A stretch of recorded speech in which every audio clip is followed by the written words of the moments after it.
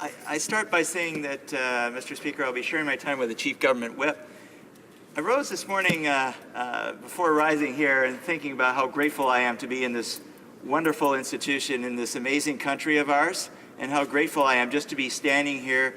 What an honor it is to represent the people of West Vancouver, Sunshine Coast, Sea to Sky country, and to be with colleagues who champion the interests of Canadians day by day. It's also my honor to express support for a bill that keeps Canada on track, Mr. Speaker, and of course I'm speaking of Canada's Economic Action Plan 2014, tabled by our Minister of Finance. Our government has charted a course for this nation that has led us through uncharted waters, namely the fragility of the global market. Yet despite this uncertainty, there's no doubt that we've emerged triumphant as our nation's economy continues to thrive. This is not a coincidence. Our government has since 2006 relentlessly pursued job creation and economic growth with the full intention of creating a stable, sustainable, and prosperous Canada. In my remarks today, I'll focus on 4 aspects of Budget 2014 which illustrate this focus and commitment. And Mr. Speaker, I will be drawing direct ties to the people of my constituency who've brought their interests to me and to this Parliament through me. Canada's economic success manifests a vision set forth by our Prime Minister. We cannot witness the transition from a multi-billion-dollar deficit to a predicted multi-billion-dollar surplus next year without first acknowledging the efforts of this Conservative government. With the elimination of our deficit, Canadians can anticipate lower taxes, a higher standard of living, greater opportunities for job creation, and a significantly smaller financial burden on our children and grandchildren. Good. Canada has already leapt from number 6 to number 2 in Bloomberg's annual ranking of the most attractive countries for doing business in the world, just behind Hong Kong. A reduced deficit will continue to attract investment and signal our nation's stability on the global stage. Mr. Speaker, what I see in front of us is a budget that reflects the priorities of our citizens. I know for a fact that this budget addresses 4 key areas that interest my constituents and other Canadians: the environment, the economy, health and fitness, and search and rescue. I'm equally confident that it will reflect the concerns of Canadians from coast to coast. We've seen a growing number of Canadians voice their concerns regarding our environment. Today, I'm proud to tell these Canadians that their government has listened. It's my long-held belief that the economy and the environment are inherently entwined. In fact, in my speech to this House last year entitled "The Environment is the Economy," I relayed the concerns of the future of how sound society and other constituents that we must embrace the two in tandem. Economic Action Plan 2014 follows the lead of innovative Canadians who continually find ways to stimulate the economy while protecting our natural resources. The economy and the environment aren't at war, so the advancement of one should not prejudice the other. This is evident in BC, where a great number of people, including constituents of mine like Carol Ann Leishman, have expressed their concerns over proposed pipeline projects, despite their potential economic rewards. This budget will fund the National Energy Board to review pipeline projects so that Canada's economic pursuits can be reconciled with the protection of its natural resources. Our government will not commit to specific energy transportation projects, but will sustain dialogue with the aim of reconciling economic potential with environmental restraint. As our Minister of Natural Resources recently declared, no project will be approved unless it is safe for Canadians and safe for the environment. Energy exports will continue to grow and create many great jobs for Canadians, but the government remains committed to ensuring safe and responsible resource development. Economic Action Plan 2014 will also invest in environmental sustainability by protecting Canada's recreational fisheries, so brilliantly championed by organizations in my riding such as the Sea to Sky Fisheries Roundtable, the West Vancouver and Squamish Streamkeepers, and the Squamish River Watershed Society. Last year, the recreational program received $10 million, and this year the government is renewing its commitment to environmental sustainability, another demonstration of our government's ability to balance both economic and environmental goals. The Recreational Fisheries Conservation Partnerships program commenced last year at the urging of organizations like the ones I mentioned, and people around the country who care about the recreational fishery will grow. I congratulate the member for Dauphin Swan River Marquette for his championing of this program. This is a strong encouragement to show our government has listened to and acknowledged the voices of people who are passionate about salmon and other fisheries in BC and throughout the country. Increasing financial support for another great organization, the Pacific Salmon Foundation, responds effectively to advocacy by fellow Conservative BC members. and I'm proud to have championed the PSP cause along with them. It's another great aspect of Budget 2014. With our government's devotion to environmental sustainability in mind, Canadians can anticipate more economic progress without great cost to the environment.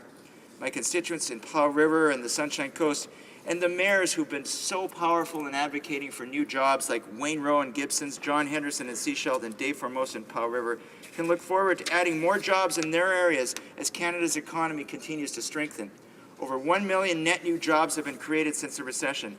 When compared to other G7 nations, Canada's economic performance is among the best, leading the pack in job growth. In this budget, the government has re-emphasized its desire to find employment for every Canadian and reduce job vacancies. Internationally, I commend our government for securing free trade agreements with other countries.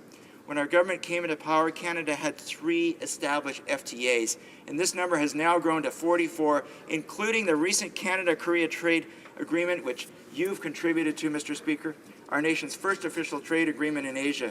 Under our government's leadership, Canada will continue to bolster its economy by trading with other nations in a way that is mutually beneficial. Within our borders, our government also commits to the future employment of our youth through its youth employment strategy. This program aims to provide young Canadians with real-life work experience that aligns with the evolving realities of the job market. We need to ensure that young Canadians can access employment in high-demand fields like science, technology, engineering, mathematics, and trades. The government has recognized this need and proposed a $40 million investment to support 3,000 full-time internships, particularly for small and medium-sized enterprises. Allowing our youth to gain work experience is a worthy investment and a proactive step towards reducing future unemployment and strengthening our economy. Mr. Speaker, I'm also excited to see how our government has recognized health and fitness as a priority in its 2014 Economic Action Plan, a priority which I have championed to reflect the emphasis on this area shown by my constituents in the Olympic riding. I applaud the government's initiative to increase the rate of excise duty on tobacco products as a viable method of increasing federal tax revenue. This measure illustrates our government's desire for fiscal responsibility and, more importantly, for a healthy Canadian population. This budget also addresses prescription drug abuse, another concern shared by many Canadians, including West Vancouver Police Chief Pete Lapine, who's worked closely with me to bring about National Prescription Drug Drop-Off Day, which will occur this year on May 10th. The new Economic Action Plan proposes to invest $44.9 million over 5 years to expand the focus of the National Anti-Drug Strategy so it can also address this emerging health and safety concern. This investment will serve a diverse Canadian population, among other things, by enhancing education on safe use, storage, and disposal of prescription drugs. Having watched our Olympians and Paralympians demonstrate the ultimate in health and fitness in Sochi, I'm delighted to see our government's continued desire to support Canadian athletes of all levels. Sport promotes leadership. It plays a vital role in our culture, both as an expression of our national identity and as a means of inspiring more Canadians to become active and healthy. This budget will maintain our government's record level of investment for athletes without leaving anyone behind. While our Olympians are supported through initiatives like Own the Podium, our government supports Paralympians, amateurs, and Special Olympic athletes as well. The last provision in which I'd like to touch, Mr. Speaker, is the Search and Rescue Tax Credit, and this commemorates Tim Jones, the amazing, revered volunteer who led the North Shore Rescue Team for 26 years and participated in over 1,600 rescue operations. The Search and Rescue Tax Credit recognizes the important role played by volunteers who put themselves at risk for the sole purpose of serving their communities. In conclusion, I see Canada's 2014 Economic Action Plan as another step in the right direction. Today, I've highlighted 4 of the many aspects of Budget 2014 that are particularly relevant to my constituency, but to the whole country: environmental sustainability, economic prosperity, health and fitness, and the recognition of our nation's search and rescue volunteers. The return to a balanced budget is the fulfillment of a long-term goal, and the proposals I mentioned are examples of our government's commitment to Canadians. It's a good time to be a Canadian, Mr. Speaker, and this budget helps ensure good health for our people, our environment, and our economy. Questions and comments? The Honourable Member for Victoria. Thank you, Mr. Speaker. I listened with interest at the speech read by my honourable colleague opposite. My question to through you, Mr. Speaker, is his views on the appropriateness of this government introducing a motion to limit the debate after 25 minutes on another omnibus monster budget bill, a bill that is over 350 pages with almost 500 clauses amending dozens of bills, some of which have nothing to do with the budget. I would like, through you, Mr. Speaker, his views on the appropriateness of that in a democratic parliamentary system. The honourable member for West Vancouver, Sunshine Coast, Sea to Sky Country. Thank you, Mr. Speaker. Je remercie bien la question de mon collègue.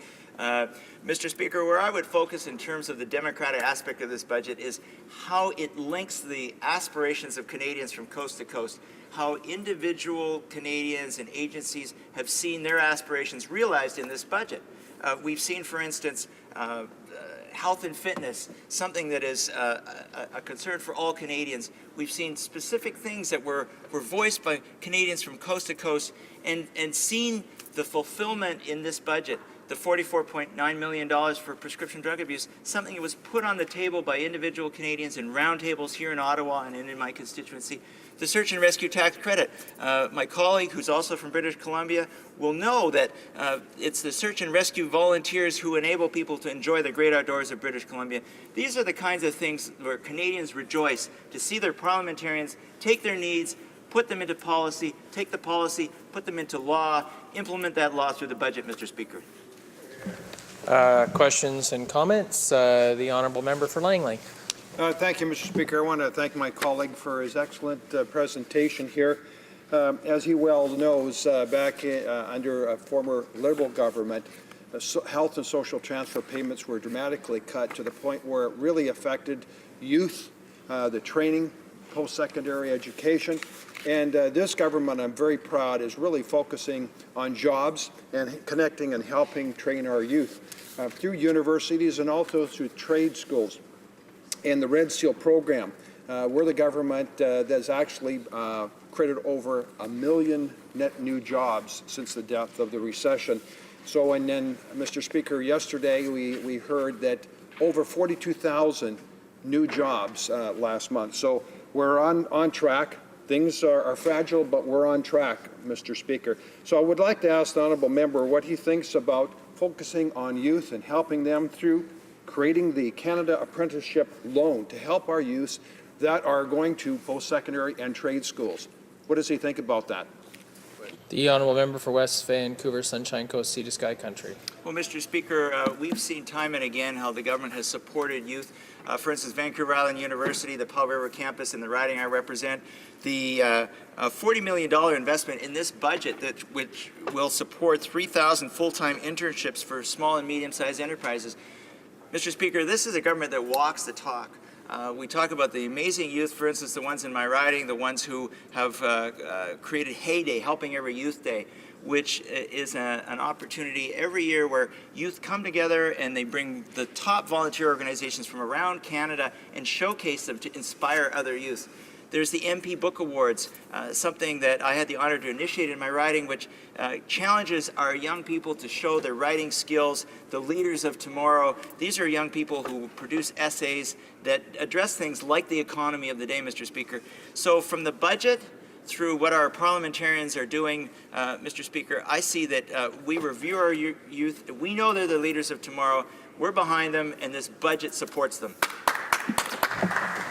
Questions and comments? The honourable member for York South Weston. Thank you, Mr. Speaker, and I'm actually very interested in the notion of apprenticeships. We have been pushing very hard in Toronto, in my riding in particular, for apprenticeships as a result of infrastructure building that's going on. Some of it federally supported, most of it provincially supported, and the province isn't being very helpful. I was encouraged in 2013 when Mr. Flaherty suggested that future federal infrastructure spends would actually require apprenticeships. Well, nothing happened in the 2013 budget implementation bills 1 and 2, and nothing is there in this budget implementation bill. So I wonder if the member would be able to tell me why the government makes promises in budgets but doesn't follow through. Excellent question. Before I go to the honourable member, just remind all honourable members that they ought not to refer to their colleagues or ministers by their given names, but rather by their title or riding. The honourable member for West Vancouver, Sunshine Coast, Sea to Sky Country. Mr. Speaker, I'm glad that my colleague raised the question because I'm sure that his intent is virtuous, but his facts are ill-informed. In fact, in this budget, we see $40 million invested in our youth. And the genius of that investment, Mr. Speaker, is that the money is to go through small and medium-sized enterprises so it can be leveraged. These youth will gain experience through internships, through apprenticeships that will enable them to broaden their life experience, which is even more valuable than the money that will come to them. The money is essential as well, and the money will certainly enable those small and medium-sized enterprises to hire the students. So it's a boost to the economy, it's a boost to the specific companies that take advantage of this benefit, and most importantly, it's a support for our youth who are the leaders of tomorrow.